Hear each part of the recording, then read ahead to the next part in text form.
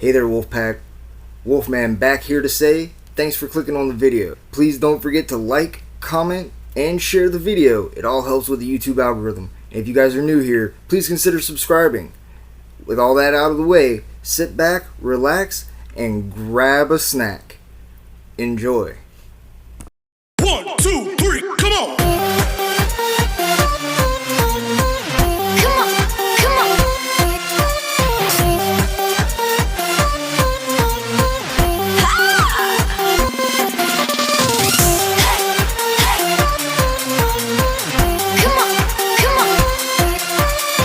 Greetings and salutations one and all, and welcome to Narrations on the Wolfman Productions LLC channel.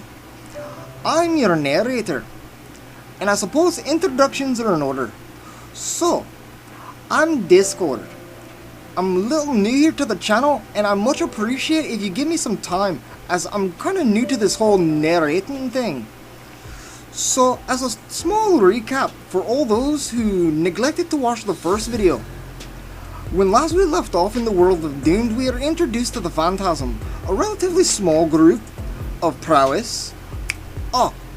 Prowess. I need to explain them to you. So prowess are humans born with special powers or abilities. Now, during the Phantasm's introduction, they laid waste to the small coastal town of Dungannon. And, well, there's a cause and effect for everything. So now we're going to transition over to our hero and witness his rise. Or is it his fall? Well, only time will tell. So sit back, relax, grab a snack, and enjoy as we enter once more into the world of Doomed when heroes fall. Distance: 15 feet from building to building. 5 stories tall on the building I'm standing. The building I'm gonna land on is 4 stories and 36 inches to the right. Alright. Guess there's no time like the present. The night air held a chill as the rain pelted his helmet. He was of average height with a toned muscular build. A black long-sleeve shirt under a tattered yellow sleeveless hoodie. Covering his chest was armor plating that he painted yellow, with black cargo pants, yellow tennis shoes, and a .45 on his waist. Off-white forearm wraps and black gloves completed his ensemble, along with 2 guardless katanas that lay sheathed on his back. With as clear a mind as he could manage, and keeping his breathing as even as possible, he stood still, gazing out at the city, the lights beneath the clouds. It was all so beautiful to him. He chuckled as he began bouncing on the balls of his feet. He took one last deep breath before taking the starting stance of Okinawan karate.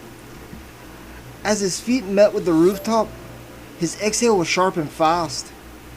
With this act, a small burst of air was pushed from him, causing the rain to move away and around him, as if it were avoiding his very presence. Within seconds he was running, his muscles pumping, pushing him forward. As he raced along the rooftop, he took another deep breath, trying to calm his mind. He exhaled, letting the muscles in his legs tense, preparing himself. He knew he could make it. He was moving faster than any normal person should. The very air and rain, along with time, seemed to slow. As he got closer to the rooftop's edge, he closed his eyes, envisioning what he had to do. Mere seconds before he would jump, he could see it. He saw himself reaching the gap between buildings, feeling the burn of lactic acid pushing through his veins. He pushed off. He saw himself jumping, letting his body feel the rain. His body could clear the gap in excess, so he leaned downward at a 30-degree angle. He completed a forward front tuck, allowing his momentum to carry him whilst he drew his blades from his back and completed the maneuver, performing a standard shoulder roll upon landing, knowing that this would not stop his locomotion in its entirety. After his vision and opening his eyes, He would execute what he saw to near perfection, with a single knee on the ground and blades in hand, his gaze ahead of himself. He was ready to strike. As he slid in a low stance, the water on the rooftop splashing from the rain. Well, you executed that splendidly, my boy. Now, if you could only learn how to detect the position of your target and not face the wrong direction. A walking stick would tap the shoulder of the one who jumped, his shoulders slumping and his head falling listlessly. As the walking stick was lifted, the man would stand, turning to face the owner of the voice. I know I can feel your chi, and I feel every movement of the winds, their ebb and flow. So how is it that you always end up behind me, Sensei? Well, the day you learn that is the day I have nothing left to teach you, my boy. Facing his master, the elder smiled, his clean-shaven chin stretching upward as his short, maybe brow-length hair dripped with the rain.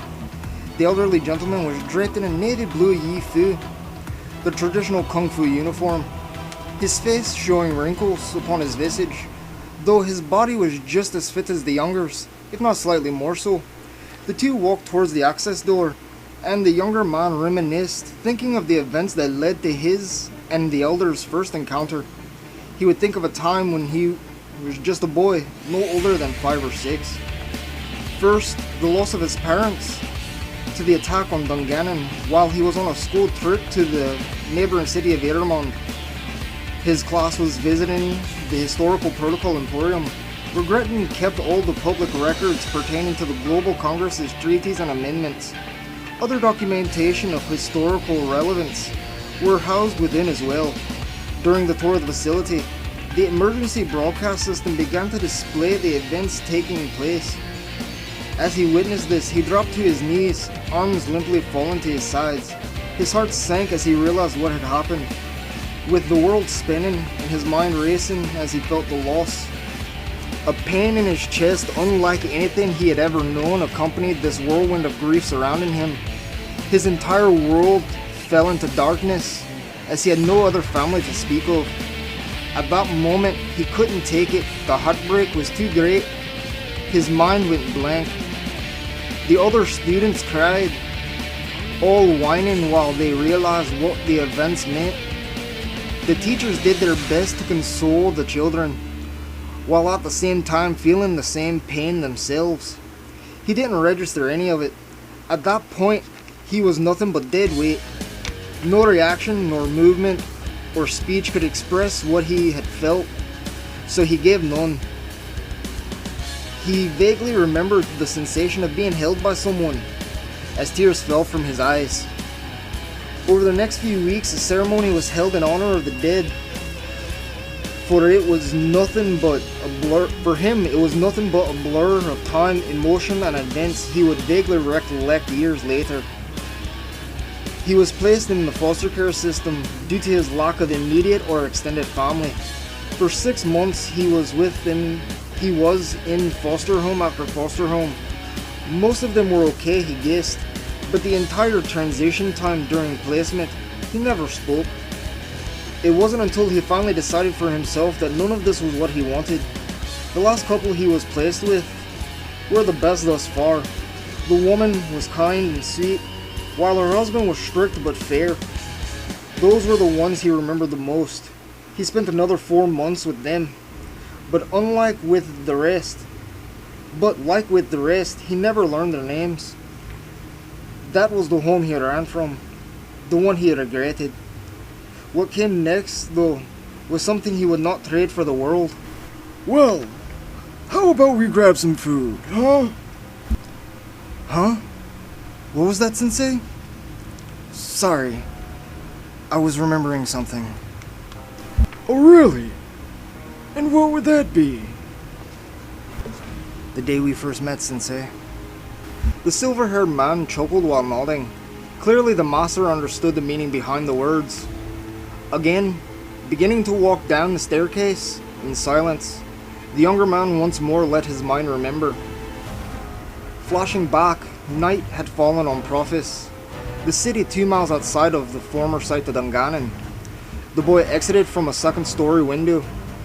Dropping to the ground, he looked back at the house, at the room of the couple it belonged to. He knew they had cared about him, but he couldn't let that stop him.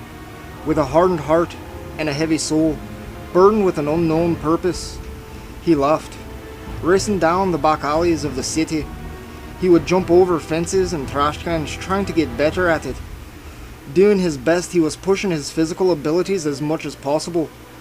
Breathing heavily, the boy looked up, sweat dripping down his brow as it furrowed. You know, it'd be much easier to do things like that if you were to control your breathing and calm your mind. He turned and saw the elderly man who had become his teacher. Backing away, the boy immediately became fearful. His fight or flight neuroreceptors began firing in overdrive.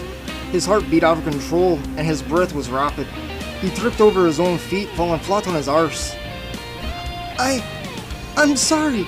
I didn't mean to... My dear boy, it's quite alright. Calm down, calm down. How about we get some food in your stomach? The elder would ask with one hand outstretched to help the boy up. The boy looked up with a sudden realization. Taking the man's hand, the boy nodded. The rest is history, so they would say. He would spend the next 14 years, 10 months, 3 days, 8 hours and 32 minutes training for the day he would be able to fight back against those with prowess. Little did the young man know that day would come sooner than he would think, or even wanted. Well, that was a tidbit interesting, wasn't it? So I hope you all enjoyed the story thus far. And we're going to be taking a break for now. Please, if you guys have any ideas about the story, drop them down in the comments below. Sorry, I'm still really getting used to this whole narrating thing. As always, I'm Discord, and I'll be your narrator for future installments of Doomed When Heroes Fall. So, you guys stay safe, stay beautiful, and I'll catch you in the next one, Wolfpack. I believe that's how he says it, right?